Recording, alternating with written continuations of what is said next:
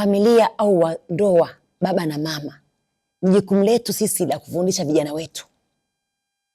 Maana hawa vijana ndio warithi wa ufalme wa Mungu na warithi wa ufalme hapa duniani na mbinguni.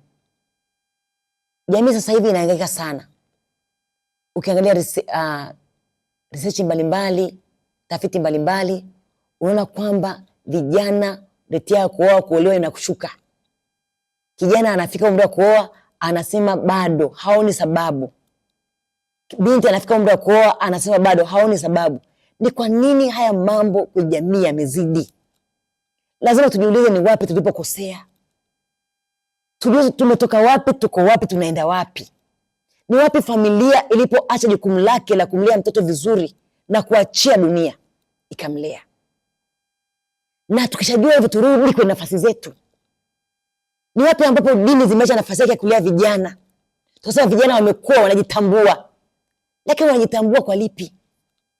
Kijana ameweza darasa la 7, ameenda form 1, form 2, mpaka form 4, form 6, ameenda chuo, kwenye chuo anaharibika kwenye chuo. Ile stage ambayo ni nzuri ya kijana kuolewa au kuoa. Au kijana kuwa chachu nzuri ya dunia, anaenda kuharibikiwa. Ni wapi ambapo jamii tumeacha njia zetu ambazo ni njema, tukaacha vijana wakawa mahali wamekuwa hawana, kama vile wanasema walikuwa freelancer, hawana mwenyewe. Ni mahali gani tuliacha vijana wakaona kwamba ndoa hazina thamani, hazina faida? Ni wapi? Lazima turudi kama wazazi, kama wenye ndoa, tuangalie ni wapi tulipokosea sisi wanandoa, turejee hapo, tuanze njia upya ya kuelekeza hawa vijana ambao tunaomba ni raw material au ni kama malighafi ya ndoa za baadaye. Lakini na Mungu anasema kwamba jinsi gani kijana aisafishe njia yake? Akajibu akasema kwa kutii akilifuata neno la Mungu. Asili neno la Mungu ni lipi? Na njia ya kijana ni ipi? Ina maana njia ya kijana ni maisha yake kila siku anayoishi. Ni daily life yake, ni daily routine yake. Asa maisha ya kijana kila siku yanatakiwa yawe na kufuata neno la Mungu. Asa neno la Mungu ni lipi? Neno la Mungu ni yale maadili na mawaidha aliyosikia kwa babake na mama yake. Neno la Mungu ni yale mafundisho anayosikia kwenye dini. Neno la Mungu ni yale mafundisho anayosikia kutoka kwa viongozi wake wakubwa, kwa wale ambao wamemzidi, wanampa mawaidha. Hiyo ndio neno la Mungu. Sio tu labda Biblia au kusoma Qur'an. Hapana, ni namna ya mafundisho umeyashikia namna gani? Una adabu kiasi gani? Una heshima kiasi gani? Una utii kiasi gani wa wale ambao umefundishwa na wazazi wako, na wale viongozi wako, na wale mentor wako? Umewasikiza namna gani? Kwa hilo ndio neno la Mungu. Sababu vijana wengi watakia neno la Mungu ni kusoma tu Biblia au kusoma Qur'ani au maandiko matakatifu. Ni kweli, ni moja wapo, lakini yale unayoishi. Kwa hiyo neno la Mungu kijana ni yale mawaidha, ni yale maadili, ni yale maelekezo, zile sheria ambazo umefundishwa na mzazi wako, umefundishwa na viongozi wa dini, umefundishwa na viongozi labda wa taasisi wa shule, ambao wanakuwa maneno ile ndio neno la Mungu.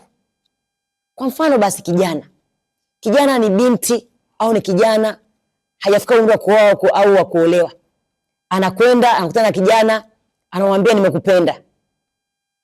Wanaondoka pale, wanaanza masuala ya mambo ya mahusiano ya kimapenzi.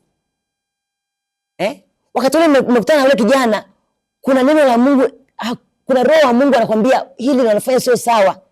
Maana yake kuna namna ambapo wazazi kwamba hili jambo sio jema. Mimba kabla ya ndoa au kufanya mapenzi kabla ya ndoa sio. Sasa neno la Mungu ni neno ambalo umesikia mama yako amekwambia nini, au baba yako alikwambia nini kwa habari ya ile jambo, au viongozi wa dini wamekwambia nini kwamba hili sio sawa. Kwa unaposikia tu hiyo sauti inakwambia hili sio sawa, hiyo sasa ndio neno la Mungu limeongea na wewe. So lazima sasa uchukue neno la Mungu lisome. Yale maadili uliyopewa, yale mafundisho uliyopewa kwako ni akiba neno la Mungu hilo. Kwa unasema hapana, nifanye dhambi hiyo wakati nilishaambiwa kitu ni kibaya. Kwa hiyo pale unaweza kufanya wa kuacha na kukataa hiyo kitu. Lakini kama unapuuza neno la Mungu, yale mafundisho uliyopewa, au umepewa maadili, umepewa maagizo ya mama yako kwamba mwanangu usifanye hili, unalifanya, maana yake ulipuuza neno la Mungu, na ndio maana maangamizi yanakuja. Kwa hiyo sasa kijana, ni vizuri na wewe pia tukaa tunasikiliza maneno tunayopewa. Anasema baba, kwa neno la Mungu anasema baba anatoa maagizo na mama anatekeleza sheria ya Mungu ndani yako. Maana yake ni nini? Baba kwenye familia amepewa nafasi ya kutoa maagizo, anatoa command, anaagiza, anaelekeza, mwanangu usifanye hivi. Mama sasa kazi yake ni kuchukua ile maagizo na kuweka kwenye action, kwenye utendaji. Kwamba baba yako amesema hivi, kwa hiyo lifuate. Sio kama baba anatoa maelekezo, mama anasema baba yako bwana mwache tu. Hapana. Lazima baba na mama wawe wamoja kwenye kumsaidia mtoto huyu kijana aweze kuendelea kwenda kuwa malighafi ambayo ni bora. Kwamba baba ameongea hivi, mama amelifuatilia, limekuwa kwenye matendo. Kwa sababu tumeitwa sisi ni honored people, ni watu tulioheshimika. Kwa hiyo mtu ambaye anaheshima lazima anajiheshimu hata yeye. Ndoa imeheshimika na Mungu, kwa hiyo ndoa yenyewe itakuwa jiheshimu. Kijana ameheshimika na Mungu, kwa hiyo mwenyewe atakuwa jiheshimu. Kwa hiyo ukipewa heshima na wewe unakubali heshima, unajiheshimu kwa sababu ile cheo ulichopewa. Ukipewa namna ya Mungu kuheshimu, lazima na wewe ujiheshimu. Ili hata wanadamu wakuheshimu. Lakini kama tusipoheshimu ndoa zetu, hata wengine hata tuheshimu. Usipoheshimu ujana wako, hata mwingine hata kuheshimu. Kwa hiyo lazima hiyo nafasi unayopewa na wewe itendee kazi. Anasema kwamba hakuna haki pasipo wajibu. Kama umepewa namna ya kuheshimika, hasa lazima na wewe ujiheshimu. Umepewa kijana kuwa kijana ameambiwa yeye ni thawabu, lazima na wewe kubali kuwa thawabu. Kijana amepewa nafasi ya kuwa mrithi wa bwana wake, kwa lazima na wewe ukubali ule urithi. Unaona? Kwa hiyo kila jambo linaenda nafasi yake na heshima yake. Kwa hiyo sasa kipindi hichi tunaenda kuelezana kwamba nafasi zetu kwenye heshima yetu ni zipi. Kama ndoa, nafasi ya ndoa iheshimike. Kama kijana, nafasi ya kijana iheshimike. Na wewe kijana uheshimu nafasi ya wazazi, na mzazi aheshimu nafasi ya kijana. Lakini pia mume aheshimu nafasi ya ndoa yake, na mke aheshimu nafasi ya ndoa yake. Lakini pia wazazi waheshimu nafasi ya vijana waliopewa kama urithi wao au kama thawabu yao. Kwa nini nasema hivi? Jamii sasa hivi ya dunia inalia kwa habari ya ndoa na vijana. Lakini tukumbuke kuna mahali tulikosea. Kuna mahali wanandoa hatujasema sawa sawa, ndio maana ndoa zinalia leo. Kuna mahali vijana hawajakaa sawa sawa, ndio maana vijana wanalia leo. Kwa ni muda wa kukaa kwenye nafasi zetu. Tusiwe kulaumu tu, hapana. Toa kujitathmini, ni kwa nini imetokea hili?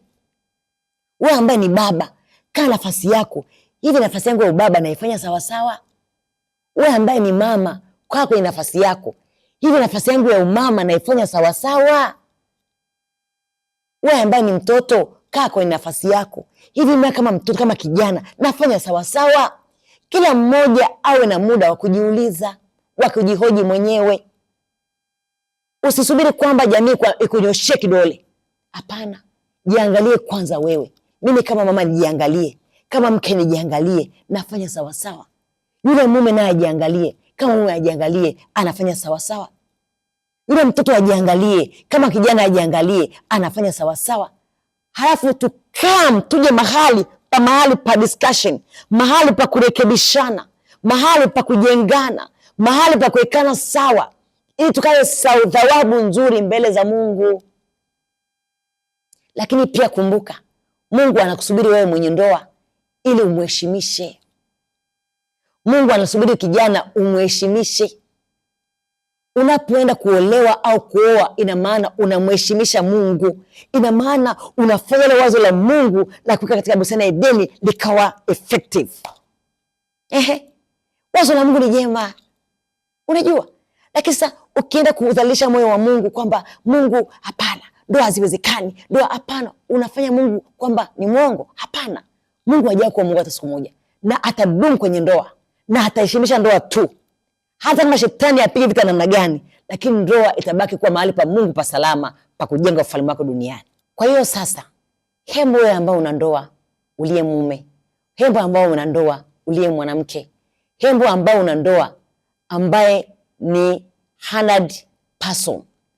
Rudi kwenye nafasi yako, tukae tuangalie tufanyeje ndoa zetu ziwe paradise. Na wewe ambaye ni kijana, hebu kaa ujitathmini, uangalie ufanyeje uwe furaha kwa wazazi wako, halafu uwe malighafi ambayo utamzalia Mungu matunda ya kudumu. Kwa hiyo sasa, mwenye ndoa yake, jua kwamba wewe umeheshimika. Hii heshima sio ya bure, lazima tuienzi kwa kufanya ndoa ziwe mahali pa heshima. Na vijana, tuenzi nafasi ya kupewa nguvu ya Mungu, kwamba sisi tunaweza kujenga ufalme wa Mungu duniani. Kijana, ukiamua leo unaweza kufanya jambo lolote. Wewe unaweza kuwa tajiri kijana, unaweza kuwa na ndoa nzuri, unaweza kuwa mfano mwingine, kwa mfano bora kwa wengine. Lazima uchukue nafasi yako. Mwanandoa, jua kwamba kwenye ndoa sio tu umepewa namna ya kukaa hapo. Hapana, wewe umeheshimiwa na Mungu, unaheshimika wewe. Wewe mama uliolewa unaheshimika na Mungu, baba uliooa unaheshimika na Mungu. Hebu tukae pamoja tuone, tufanyie ndoa zetu ziwe mahali pa utukufu wa Mungu, mahali pa kumfurahisha Mungu, mahali ambapo Mungu akipangalia anaona ule uumbaji wake paka katika bustani ya Edeni alifanya vema kukuchagua wewe kuwa mwanandoa. Na tena uliolewa au uliooa, jua ya kwamba umependelewa na Mungu kuwa mtendakazi pamoja na wewe, maana kwenye ndoa ndio jukwaa ambalo Mungu amekusudia kubarikia watu na kuongeza ufalme wake hapa duniani. Ndoa ni ushindi, ndoa ni heshima, ndoa ni kielelezo, ndoa ni namna ambayo Mungu anafurahia dunia kwa sababu ameweka ndoa. Karibu sana, asante.